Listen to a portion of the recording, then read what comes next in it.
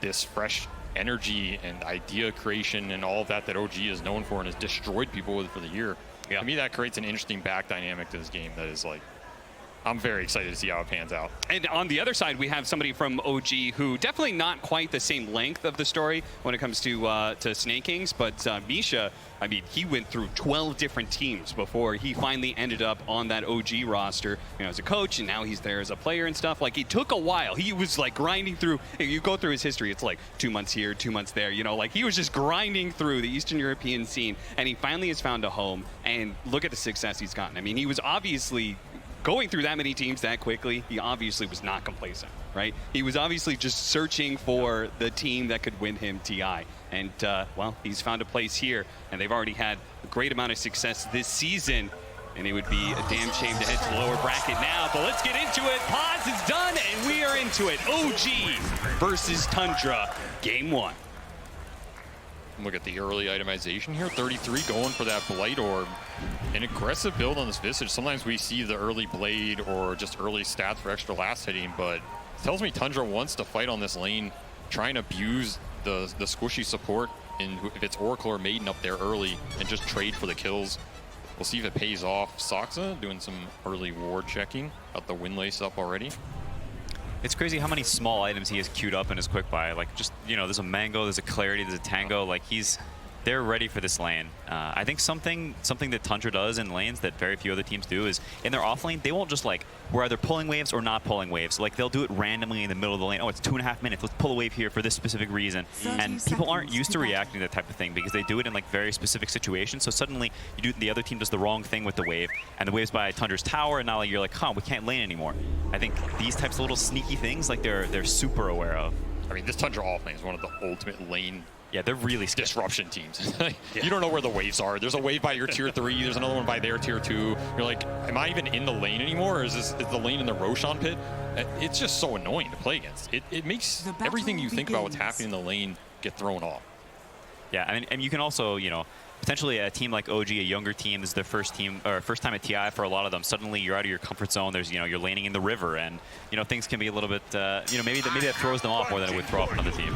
You know, normally I would agree, Quinn, but if I've learned anything about OG this year, their comfort zone is quite literally the entire world. You know, nothing happens. In fact, I think the more you throw this team off, the more they get in zone. Like, you know, if you think you're tilting Amar and he's buybacking early, now he just goes 20-0, right? How many times have we seen this? Many times. We talked about that quite a bit, the question of whether or not you should shut down Amar, because it just seems like if you do shut him down, he comes back with a vengeance. We're currently watching the matchup of 9 versus BZM. We see the top lane of Yuragi and Misha in that Morphling lane. We said the lanes are super important here to keep Tundra from being able to snowball. So what are the things we're looking for when it comes to these side lanes in particular? I mean, the lane equilibrium already disrupted top for Tundra. It's a great sign for them. They just want this lane back so the Visage plus melee hero can go to work, especially if they get level 2 and level 3 fast. This Misha Maiden already got nuked down really hard. And this is kind of a bad sign. You don't want this lane shoved out so fast for Crystal Maiden. She kind of wants to wear you down over the course of that shove out and get the kill at the end. Yeah. And that bottom lane, it's a similar story. OG wants this lane back for the Sand King so we can farm. Tundra wants to keep it up so Snake King can play the lane with the right clicks. Equilibrium super important for these two side lanes early on. You said it, Quinn. It looks like Tundra have already identified we're going to abuse this Crystal Maiden lane. We're going to try and go for those kills. I mean, they're going for it without a nuke on Soxa. They were just throwing the tree at him and hoping to get 33 to maxed out stacks. I feel like Misha's going to die here.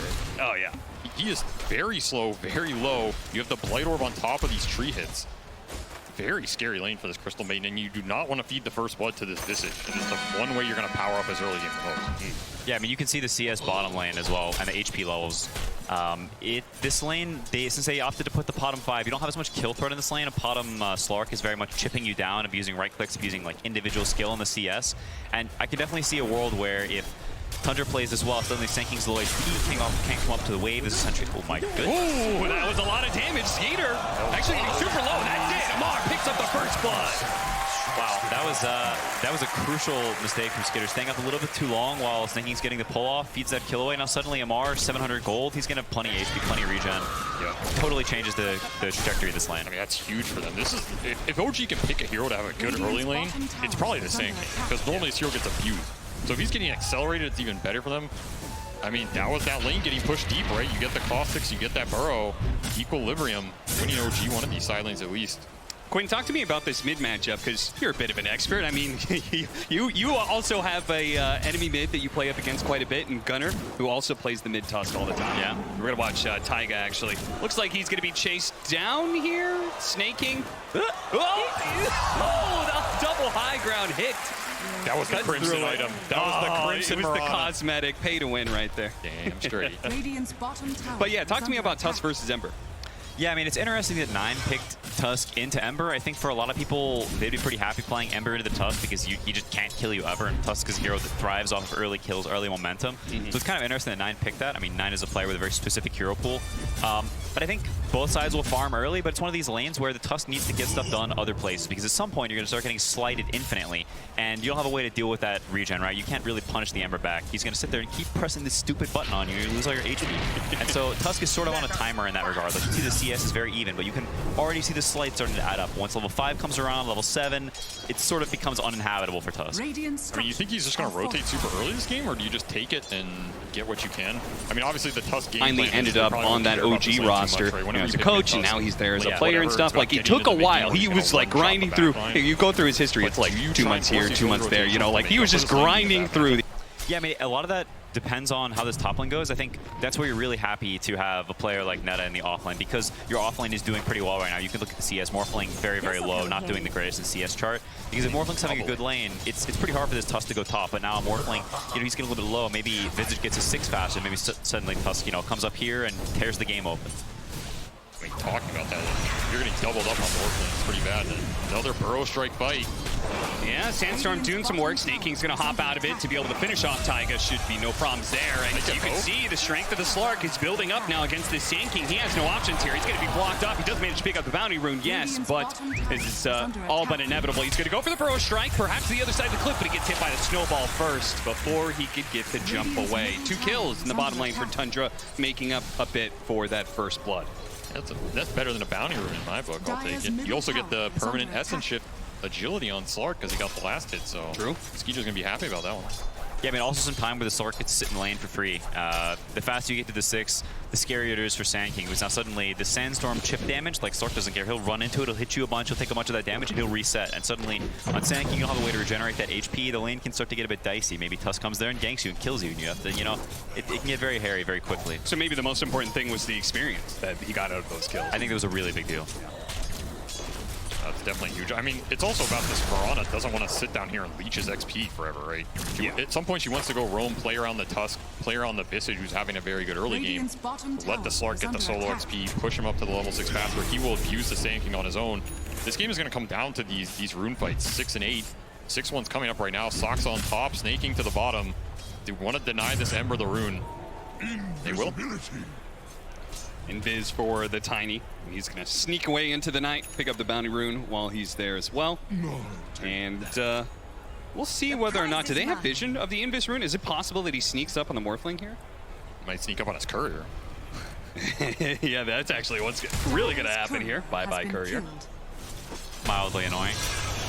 I mean, despite the CS and, you know, maybe the Morphling's HP levels, his net worth is, you know, pretty on par with Visage. The scary thing about this lane, though, is that it only gets worse for Morphling. Once you get to 6, suddenly the dynamic changes, and Visage just keeps on you. You're morphing down, your armor's going lower, he keeps on you, your armor's going lower, and you can sort of get, you know, kicked out of this lane, potentially dive. That's super high HP. I mean, I think 33's had an amazing lane stage this game. Yeah. Like, this is a hero that can't get super abused. That's ideally what you want, but he's already just to level 6, 0 deaths. Higher CS than the Morph. I mean, I don't think Yuragi sat on this lane, but if you're 33, you're super happy. Because again, you are the core of these Tundra lineups. You want to get that Wraith Pact and the auras online. The faster you do, the faster you're enabling everybody else in the type of game Tundra wants to play. Yeah, I mean, you also know as this Visage that pretty soon there's a Walrus coming your way, and there's going to be this tower dive, and it's pretty scary for this Morphling. We'll see how much they try to react to this when it happens. I mean, I wouldn't be surprised to see 9 just make that move with the Visage 6. Like, help him kick him out if they feel like they need the help to kick him out. Because again, like you said, I don't think he wants to just keep sitting mid against these slights. Yeah, I mean, you can see him squirming and dragging. Level 6, they're trying it up, but the burst damage is actually not even close thanks to, in part, the raindrop that he had. So Younger team is their first full team. agility, try and get back some HP where he can.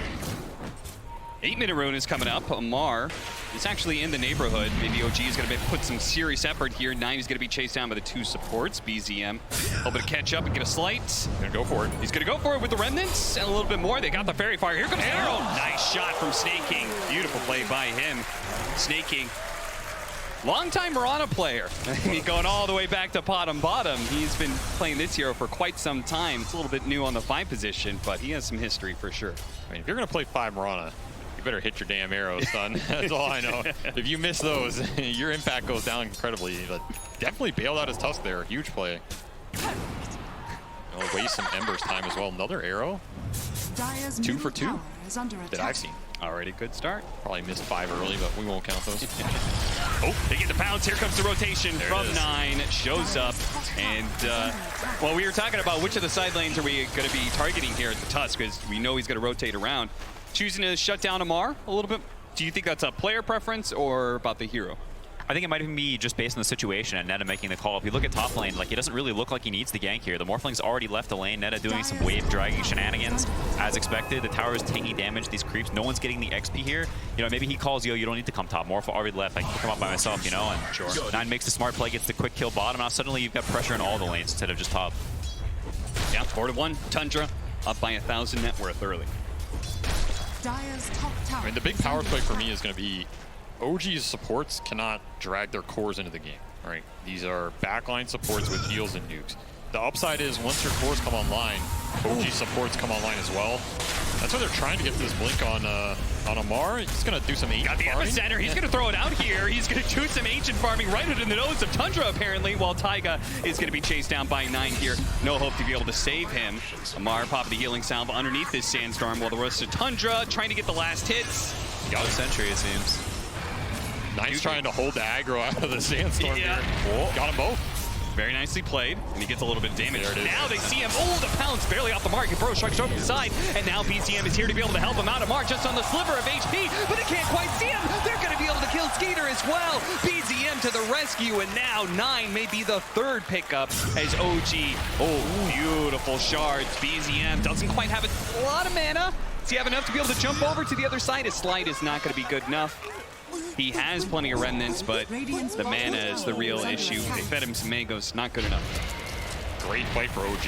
I mean, we're talking about enabling the Sand King, getting him to blink. If Sand King dies and you lose that stack, you're absolutely screwed going into this mid game. Now they have a very good fighting chance to get the Sand King online, push towards this Maelstrom on Ember, who again, who's having the best game in this game right now? It's BZM. Yeah, he is very farmed. I mean, you can... Uh-oh. Nice shot. Burst down Amar with the help of the birds. They'll keep that chain stun going. Snake King, even though he missed that arrow earlier, lands recovery 1, gets another kill on Amar, continuing to shut him down bottom of all the cores right now. Yeah, I mean, such clutch play from Snake King, honestly. Going there and not letting the Snake King, you know, sit in the trees and sit there and defend forever because you don't have detection. Snake King immediately up there has 2 sentries, puts sneaky one in the trees. Amar doesn't expect it, goes down. Like, that's really painful. You're 800 away from this blink. You already farmed your ancient stack. Like, where are you going to get this gold from? There's more pressure from Tundra coming. Your mid tower is under attack soon. Your heroes are under attack. Your triangle. And the Snake King can't really contribute. You have to weather the storm here. You have to do it through this Ember, too. Like, OG needs to fight through this Ember Spear right now. Ideally, keep this mid tower alive as long as they can. There's going to be some move to collapse on it, likely coming out from Tundra here in the next 5 minutes or so. And shutting down the Sand King holding that top tower does also speed up your mid rotation. You don't want to let him sit up there and just delay the game. You want to have this Visage be able to progress through the objectives he wants to do. Maybe a little triangle farm on the menu as well. And I mean, he is really farmed. This is going to be a fast raid pack. And that's probably what, once he gets that raid pack, then we're trying to take down that mid tower, right? I think there's some move that can come out, either to the jungles, you can go triangle. You want to use it to get the 5-man going. That was so greedy. He really tried to hold it for 9, but ultimately Soxa did have to pick it up. Pretty clutch from Soxa to click it there at the end and not like hope 9 got it. Like that was pretty clutch. I mean, I think I would have left it for you though. I appreciate that. You know, otherwise you were going to yell at me after the game. Let's keep that off broadcast. Thank you. Freaking power runes, man. I mean, I think what Neta's doing here is something that is pretty cute and like something Faith Beyond's done in the past, but occasionally when these offlaners that can farm Ancients, if you don't feel like you have the ability to go mid for whatever reason, maybe OG has too many heroes there, you rescind a little bit, you farm the Ancients, you get your pot on this level 7, now suddenly, you know, have this little bit stronger time, maybe a minute later, and I think that's something that Tundra is more willing to do than a lot of other teams, who maybe lose a little bit of focus, maybe they force this mid push a bit too much, waste some time, and now suddenly their economy gets hurt a lot, and OG, you know, starts to creep back a little bit. I mean, this is the Slark Diffusal. We're on a level 7. Amar's just channeling. Yeah, he's... Ooh, okay. Snowball, they're gonna go for Misha here. Amar still trying to set up. Good save from Taiga. The Crystal Maid's still eventually gonna die, and look at that. Soxa gets a really nice toss back onto the Oracle as well. Taiga does what he can, but ultimately he's just gonna be throwing damage around before he eventually dies and gives another stack over to Skeeter. Man, the amount of pump fakes from Amar. I thought he knew that smoke was coming. I was like, Yeah, oh my, seriously. how does he know? But I think they were just, again, anticipating this mid move. They had the Sand King blink. They had the Ember Maelstrom. Maybe Tundra's a little too fast, caught him off guard, and that mid tower going down is really going to open up the map here. It's going to open up the Roche down the line more as well.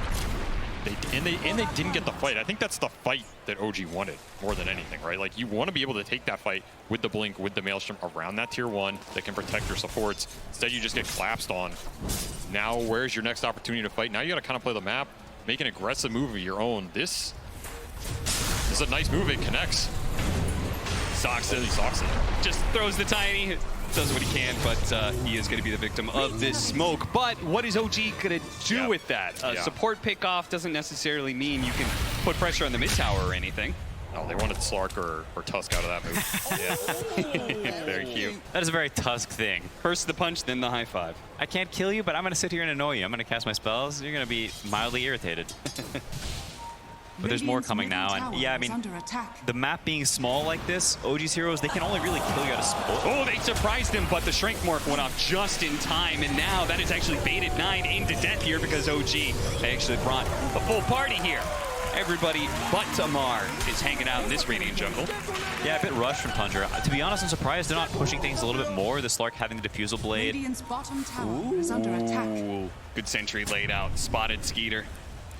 He knows. He actually thought maybe there was a ward or something to be able to deal with the sentry in time. Master tier Slark carrying his own sentries. That's how you know someone's a Slark player. I mean, nowadays, Slarks are incentivized to do it. Find those wards, they're worth so much. Was it his sentry, though, or did someone else buy it for him? Because there's a difference. No, surely he bought it because he wants the bounty for it. He bought it. Oh, no, he planted. I can't see. GG. Looking for Amar again. Oh, sneaking in from behind. Soxa's going to be able to get the toss back, and they land the pounce immediately afterwards.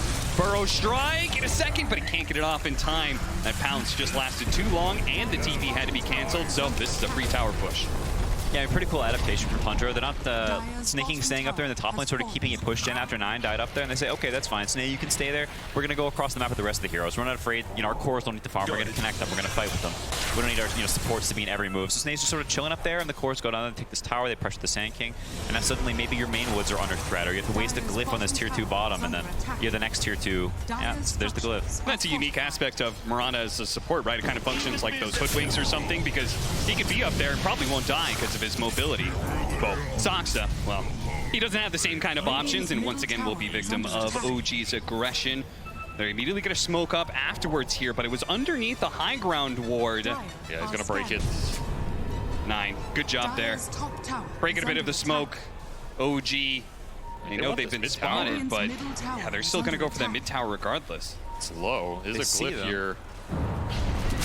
Free pick off on Misha, but there's going to be the jump in from BCM. He's getting caught by the birds, perhaps. The Morphling cut out of mana. Immediately going for Snaking, gets burned out of all this mana. They land the pounce there as well, and 33 is full health. Here comes the Epicenter, and Misha with a great ultimate as well. The arrow! It stops the Epicenter. No chance for Amar. A toss back from Soxa. What a hit with the Avalanche shots combination, bringing everybody low, and Tundra just got to clean through the OG heroes. Oh man, what an arrow to stop that Epicenter. So much damage negated in the fight. OG cannot clean it up. I'm not sure they were going to be close with that Wraith Pack down and Hood already on this Visage, but absolute disaster. BZM just getting his mana burned on the jump too. He just remnants straight into birds, and Skeeter sitting there like, oh, you did the pounce for me, son. Just drains all his mana, gets the stacks up. Tundra cannot ask for a better fight. And I was about to say, this game has felt very reactionary from OG in terms of being very patient, waiting for the fights, the right ones they want to take. The aggressive smoke moves I think are just hard for them this game. Yeah, but you can see very good positioning from Tundra in this fight. It's rare you see a full duration CM ult and they lose the fight. Like, they just left him alone. He pressed the CM ult and they just said, fine, do it. And they walked away and they fought on the other outer ridge. And you see, CM, she doesn't really do that much in this fight. There's not much she can do. Tundra, really, really nice positioning is fine. In crazy toss back. Yeah, that was beautiful. Landing that combination on 3 different heroes. Fight that was like the last nail in the coffin right there. OG, I mean, this just, you're talking about how they really set the tempo of this game. It just feels like they are very uncomfortable. I wouldn't imagine, like, if you took away the logos and everything, I just wouldn't think this is OG. Yeah, I mean, sorry, no, go ahead. I mean, thank you. I think that smoke just felt very pressured. Like, you see the way Ember Remnant's in there. Like, it's very, like, we're losing. We need to make something happen. I need to catch a guy. Pounce immediately afterwards. Manta trying to dodge a little bit of damage. She does manage to get the slight jump away just in time. The Pounce faded, but 9 is just able to go for the next hero. Taiga, he was there to try and help out BZM and may have been able to do something, but does cost him his own life and apparently cost him their tier 2 top tower as well. Things are getting very dark indeed for OG in this game 1. The lead's going to build here. The one thing about OG is this team is very good at stalling games. Like, they understand that they are a very strong late game team. Between the 3 cores synergizing in late game fights with the net worth they can bring out. I've seen them take fights from 20k down like it was nothing. The thing they have to keep in mind is you're playing against a Slark Mirana lineup. So one, you have this Moonlight that can move people around very fast, set up a lot easier. You cannot sentry everywhere on the map, especially these deep side lanes you want to split push. And then Slark is going to run around and kill all your vision. It just makes it even harder on top of that as well. So while I think OG has the heroes to split push this game out and take a later game fight with the Ember timings, I think there's also a lot of tools on Tundra's side to shut that down and just destroy the vision, and we're already seeing it. Like, you just got up some deep, dire wards, but Skeeter's running through here, and he's pinging it. I mean, he's literally just pinging, hey guys, check around the area, get some freebies. Yeah, I mean, they get these wards, but I think OG not that unhappy with the way the map is being split right now. You see them run all the way down bottom, Tundra reacts, and OG's already up in top lane buying some time. Like, the gold lead, since they got the Aegis, not really changed very much. Misha, that was rather bold. Anything for that extra frostbite, I guess. You just walked in melee range of the birds on that one, and Tundra's like, okay, we are already planning on pressuring some more. Ooh, Amar?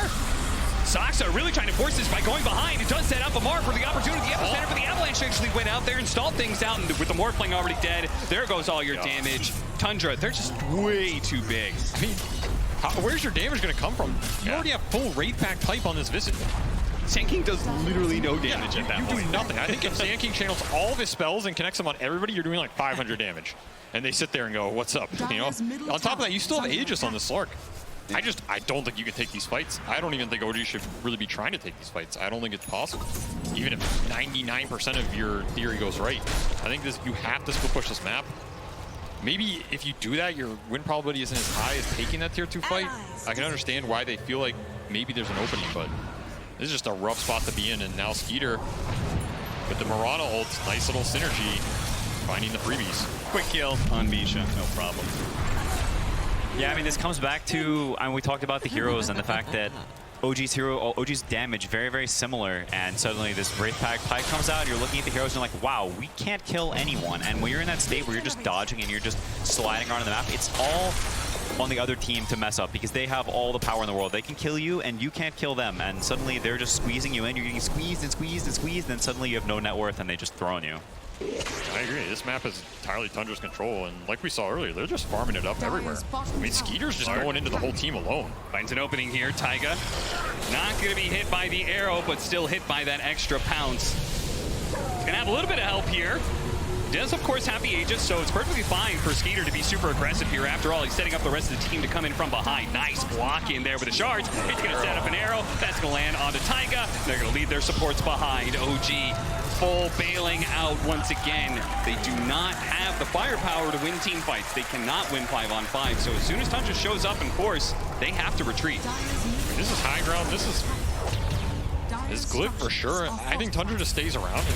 Are you afraid of any sort of 5-on-5 at this point? No, you have all the auras. You have the drum on Snake King. He has Force Staff as well. All the Visage auras that we talked about. You have BKB on your Tusk. This is such a huge power spike at 20 minutes of the game. What can OG do? They're literally just helpless. They're watching their buildings die. I think if Tundra went top, which, I mean, they're probably going to play it safe and farm a little bit more gold, wait for the right jump. But, I mean, there's the drum, the Force Staff, the Wraith Pack, the Pipe. Like, they've got all the Tundra items, All and there. they're running it down your throat. Nice. Good toss back. I mean, he just has so many setups, right? If you toss him straight up in the air, it would have been an arrow. He tosses him over the Skeeter to allow the pounce to land. Tips start coming out. Snake King. I mean, Amar, no impact, no idea. He has not had a whole lot of fun in this Sand King game, and I think so much of the story of this game comes back to the draft and where we were talking about how they were preemptively setting up for Tundra's like Zoo stuff and how they drafted a certain way specifically, and it seems to have put OG out of their own comfort zone. I mean, Amar does not look like Amar right now. I mean, Sand King, he's a very hit or miss hero. Like when he hits and he starts snowballing, he is super, super strong. But when you miss, it's real. It's hard. Struggle. I mean, he's behind Veil. How many times have we seen Amar buy Veil in his career? You know, this is not the item I think he would ideally like to be buying this deep into the game. But they are just searching for any sort of extra damage at this point. Yeah, you can see your ult.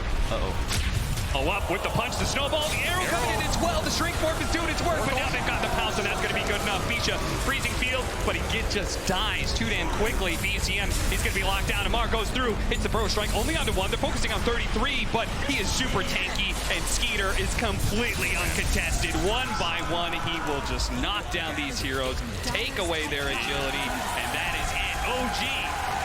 Well, GG out. This was no contest.